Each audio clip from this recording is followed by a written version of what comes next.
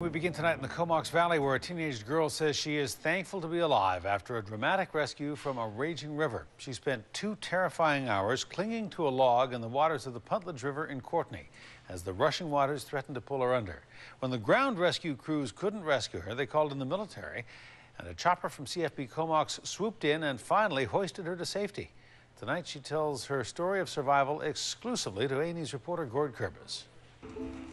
She's only 15 years old, but has already learned an important life lesson after almost losing her life less than 24 hours ago. I was really scared. I was crying a lot because I didn't really know what was going on, and the water was getting really cold, and it was just really rough. Alyssa O'Blennis and her 2 friends were tubing down Courtenay's Puntledge River yesterday when 2 of them ran into difficulties and ended up into the fast-moving water. Michael, once he went under the water and because he hit a tree, and he cut open his leg pretty bad. And I was on a double mattress with Taylor. She fell off, went underneath the mattress, and popped up.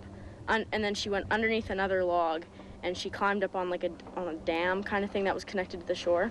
O'Blennis then gave up her air mattress to her friends, sending them down the river where she knew her father was waiting. She then ended up clinging to this log for more than 45 minutes, waiting for rescuers. So I kind of crawled up the log to where the rock was, and I just kind of held there, and I wrapped my arms around it, and I was just waiting there.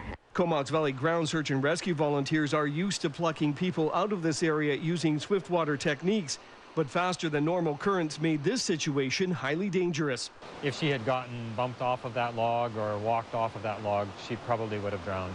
Unable to swim to her or reach her by boat, and the girl clinging to a log that offered little security, rescuers knew they had to rely on a Cormorant helicopter out of 19-wing Comox. It was one of the most difficult we've done on the Puntledge. Since I've been involved with search and rescue, we've used helicopters twice to pull people out of the river, and last night was definitely a helicopter rescue. Yesterday's incident was the second river mishap on the Mid-Island. Shortly after 10 a.m., a 42-year-old man visiting from Europe got too close to Elk Falls. The man slipped into the water, and horrified onlookers saw him plunged 30 meters into the rocks and water below. We rappelled 3 swiftwater techs down into the pool, and they swam downstream a short distance, and when they reached the subject, unfortunately, he was deceased.